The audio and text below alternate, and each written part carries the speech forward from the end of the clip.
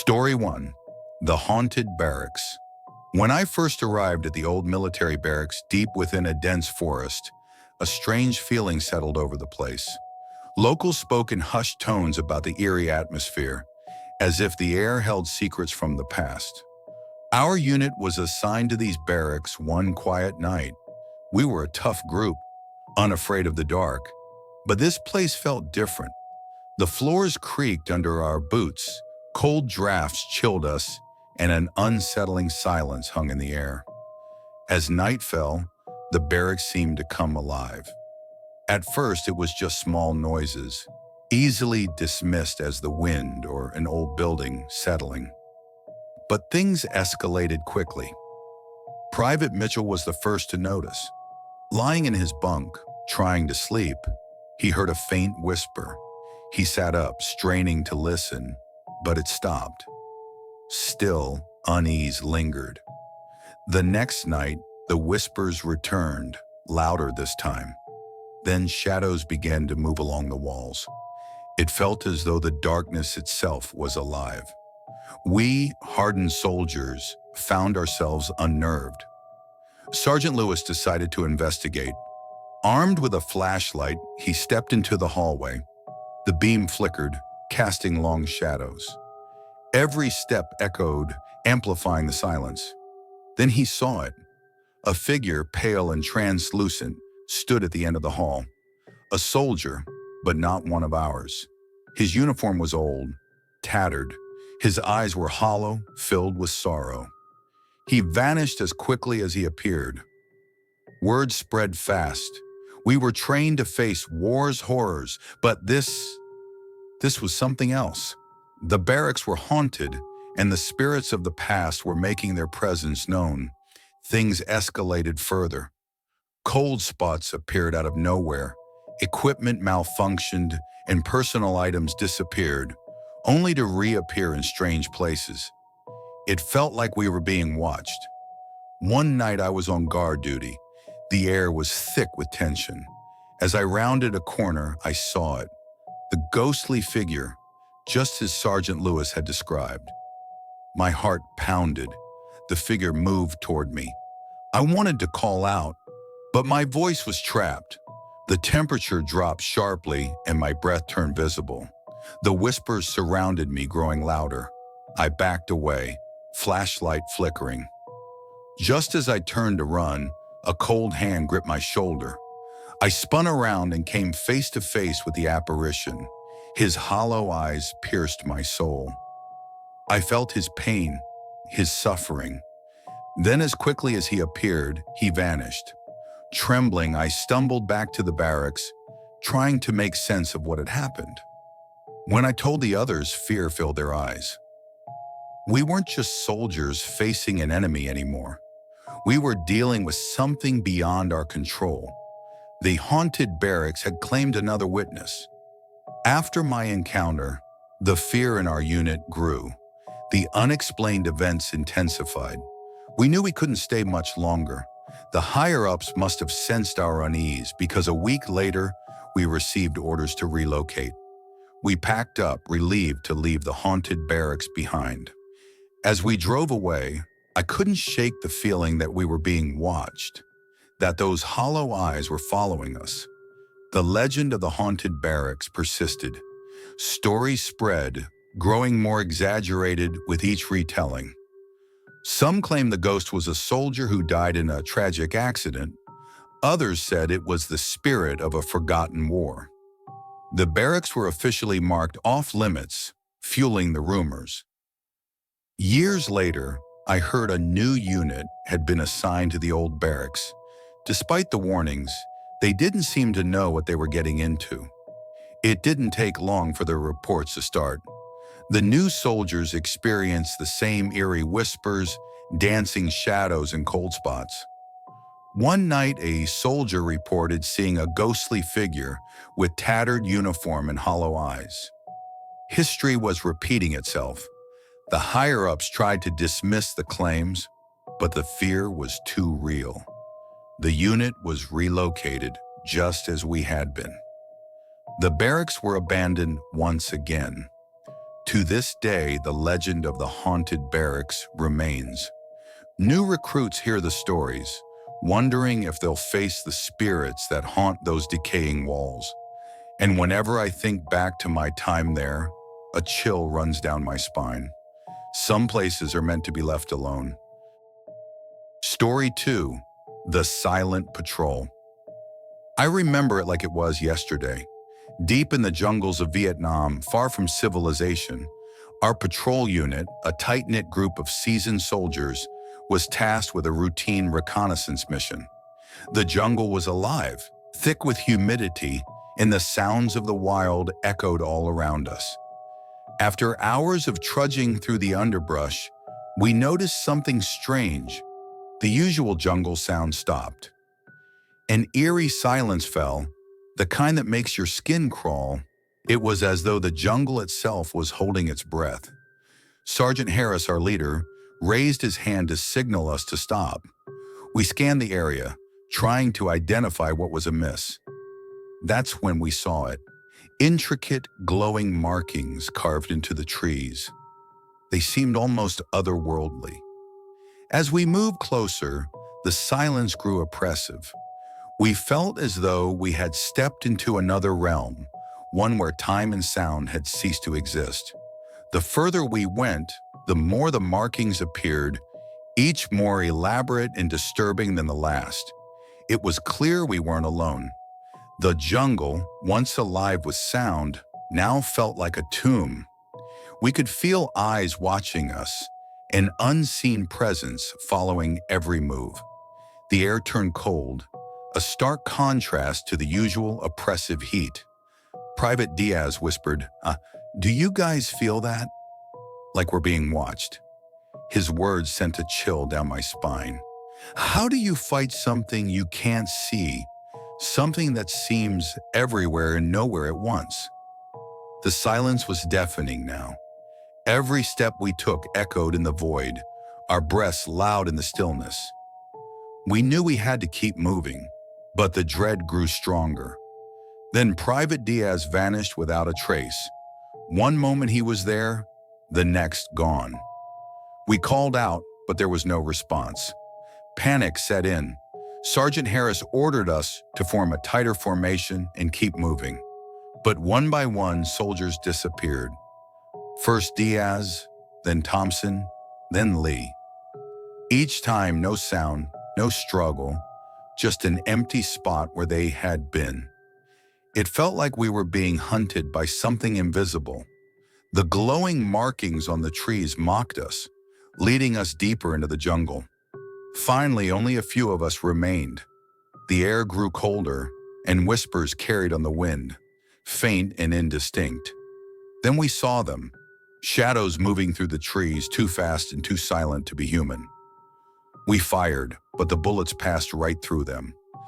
Trapped, we were surrounded by shadows, and Sergeant Harris's commands were drowned out by the overwhelming presence. It felt as if the jungle itself was alive, reaching out to claim us. As the last of my comrades disappeared into the darkness, I felt a cold hand grip my shoulder, and everything went black. I woke to the sound of a chopper overhead. The light of dawn filtered through the canopy as I struggled to my feet, disoriented and aching. Sergeant Harris was the only other survivor, looking just as shaken. We stumbled through the underbrush, hearing the voices of our rescuers calling out. The rescue team found us and quickly evacuated us. As we lifted off, I glanced down at the jungle, knowing our comrades were still lost within it. We were safe, but the relief was bittersweet. Back at base, we were debriefed, but our story seemed too unbelievable. The strange markings, the vanishing soldiers, the shadows. It all sounded like a nightmare. But for us, it was real.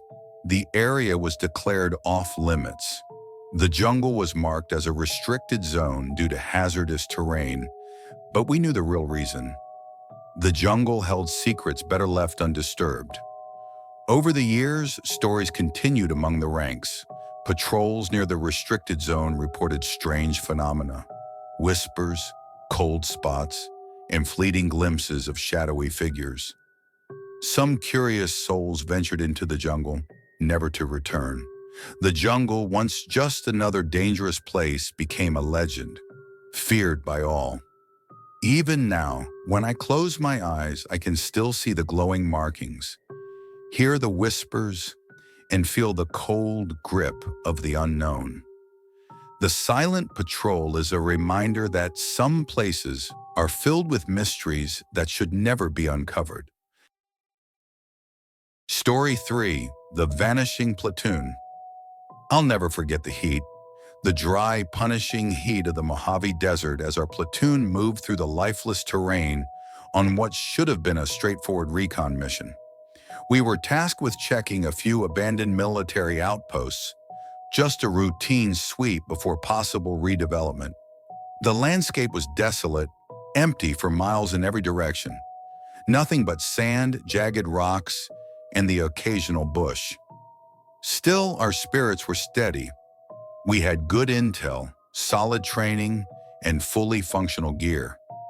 Then suddenly, silence. Our radios, which had been working perfectly, went dead in unison. No static, no chatter, just nothing. Attempts to reconnect were useless. It was as if something had sliced us off from the rest of the world. As night crept in and the desert cooled, we set up camp and agreed to retry communications at sunrise. That's when we saw them. Strange lights floating on the horizon. Not headlights, not fires. These glowed with shifting colors, moving in fluid, impossible patterns. Sergeant Reynolds narrowed his eyes. "That's not natural." We all stood staring, unsure whether we should be amazed or afraid. The lights seemed to beckon us. We gave in. As we advanced, they floated farther away, always just beyond reach. But the terrain began to change subtly. Rocks in different places, odd shapes in the sand. We hadn't wandered far, yet nothing looked familiar. Then the lights disappeared. Darkness swallowed everything. We stood alone in a black void, the desert unrecognizable. Our flashlights barely pierced the night. And worse, our compasses spun aimlessly. GPS failed. Batteries flickered. A heavy sense of dread fell over us. And soon the hallucinations began. I caught fleeting movement from the corner of my eye. Walker swore he saw someone crouching behind a dune. Davis kept hearing whispers, his name being called softly in the wind. Despite fear and confusion, we pressed on. That's when we stumbled upon it, an ancient village, half buried in sand. The structures were stone, worn but intact, like they'd been lost for centuries and just unearthed. Strange symbols lined the walls, unfamiliar and unnerving. The air felt heavy, thick with silence. "This place isn't on any map," Reynolds murmured. "Where the hell are we?" Inside the village, we found relics, tools, pottery, even bones. It should have felt like a major archaeological find, but instead it felt like we had trespassed. The deeper we explored, the more the hallucinations intensified. Shadows shifted when we turned away, and the whispers grew louder, more desperate. Our equipment continued to fail. Photos corrupted. Coordinates meaningless. The village didn't want to be recorded. Then it changed. The paths began looping back. Walls moved. Doors disappeared. Every turn led us in circles. We were trapped in a maze of sand and stone. Fear turned to panic. Soldiers broke down. I saw one man clawing at the walls, screaming that something was behind him. Then, nothing. I blacked out. When I woke, I was lying in the sand under a brutal morning sun. The village? Gone. Just dunes. The others were scattered nearby, dazed and barely conscious. No ruins, no symbols, no proof. We found our way to a landmark and were rescued. At base, they told us we suffered from heat stroke, dehydration, Mass hallucination. But we know what we saw. Later, I requested satellite images of the area. There was nothing. No signs of buildings, no unusual formations. Just sand. Endless, empty sand. We don't talk about it anymore, but I dream of it. Those lights, the whispers, the village buried in time. Whatever we found in the desert, it didn't belong to this world, and it never wanted to be found. Story 4. The Phantom Radio Operator. When I was stationed at a remote military base in Alaska, I spent many long nights in the communication bunker. The bunker was a claustrophobic space, filled with rows of radio equipment, humming with static, and the occasional crackle of a transmission. It was our lifeline, connecting us to the outside world in the isolated, freezing wilderness. We worked in shifts, ensuring someone was always there to monitor the airwaves. Most nights were routine, check-ins with patrols, relaying messages, and logging minor disturbances. But one night something happened that none of us could explain. It was quiet, nothing but static and faint chatter from distant units. I was halfway through my shift when the radio suddenly came to life. "This is Alpha Bravo 9, requesting immediate assistance. Repeat, requesting immediate assistance." The voice was frantic, ragged with fear. I immediately grabbed the mic. "This is Base Command. We read you. What's your location? Alpha Bravo 9? The voice returned, louder and more desperate. "Coordinates 073 926. We're under heavy fire. Need evac." I jotted down the coordinates and relayed the message to my commanding officer. But those coordinates didn't match any known patrol or position. I checked the map twice. The location pointed to a barren stretch of tundra. No units, no outposts, nothing. My CO furrowed his brow. "Who the hell is Alpha Bravo 9? We don't have anyone by that call sign." We tried raising them again. Nothing. Just silence. The air in the bunker felt heavy, as if it knew something we didn't. As the night went on, more transmissions came through, each one more panicked than the last. "We're losing men. Please, anyone respond." The raw fear in that voice was something I'll never forget. I felt powerless, staring at the speaker, waiting for something to explain what we were hearing. We ran diagnostics, but everything was working fine. Still, no signal returned. It was as if the messages were slipping through an invisible veil. The next morning, a search team went out to the coordinates. They found nothing, no debris, no tracks, just untouched snow and frozen ground. No sign of any battle, no sign of life. Later that week, we researched the area's history. During World War II, a unit matching Alpha Bravo 9 structure had gone missing in that sector. Their final transmissions, desperate calls for help, were never answered. The team was declared lost to the elements. It was as if those voices on the radio were echoes from decades past. Ghostly remnants of men trapped in their last moments, calling out over the airwaves to anyone who would listen. As nights passed, the transmissions kept coming, sometimes faint, sometimes loud. Always the same plea. "This is Alpha Bravo 9. Need immediate assistance." It became routine, haunting but routine. We grew quiet, unsure whether to respond or just listen in stunned silence. Then one night, I volunteered to go out there. My CO was hesitant but agreed, and assigned Private Larson to join me. We packed gear, radios, emergency supplies, and drove out into the freezing night. When we arrived at the coordinates, it was desolate, just snow, ice, and silence. We tried transmitting. Nothing. Static. Then I saw something in the distance, a figure, barely visible in the swirling snow, standing motionless. I called out. No reply. We approached, flashlights raised. The figure became clearer, a soldier, uniform tattered, face hollow. He looked at me, eyes sunken and haunted. He didn't speak, but his gaze was pleading. I whispered, Alpha Bravo 9? He nodded slowly and pointed to a nearby ridge. I turned to look. Nothing. When I turned back, the soldier was gone. We searched. Nothing. No tracks. No sign anyone had ever stood there. Back at base, we reviewed the logs again. I found a forgotten file. A corporal named James Fletcher, a radio operator who died decades ago in a bunker fire during a storm. Some claim they still heard his voice on the radio. We sealed off the old bunker, held a small ceremony. As the last switch was turned off, the radio whispered once more. This is Alpha Bravo 9, requesting immediate assistance. Weeks later, I heard it again. Faint. Alpha Bravo 9, still calling.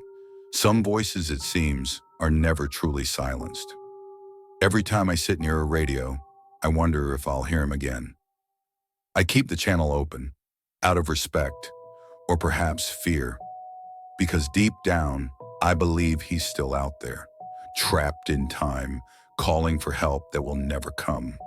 A lost soul echoing through the static, forever locked in that final desperate broadcast.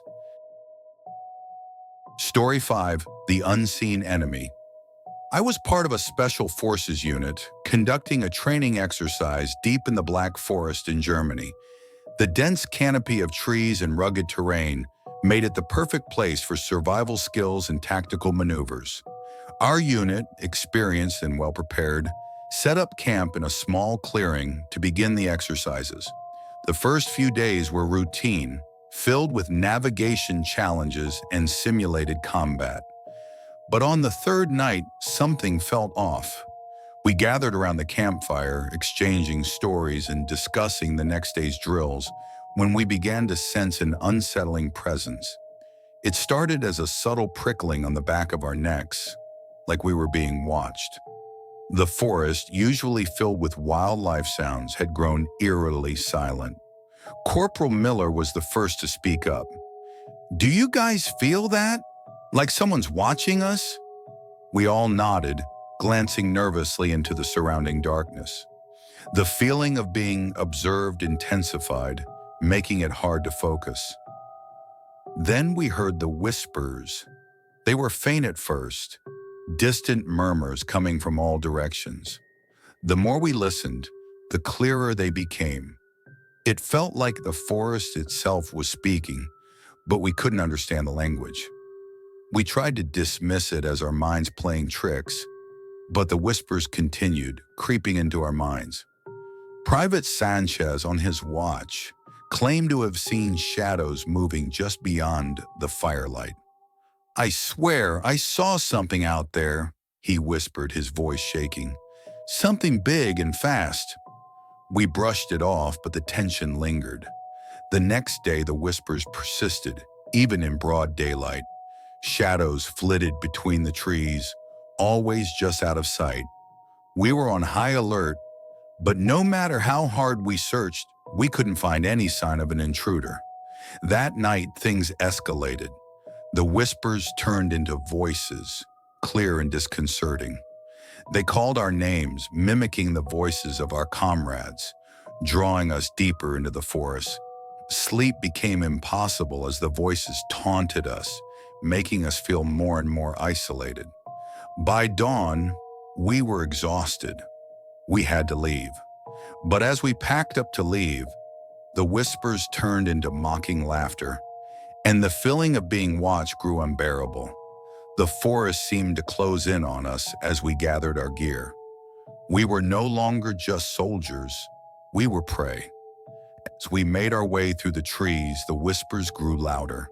The shadows continued to dart between the trunks, just beyond our sight.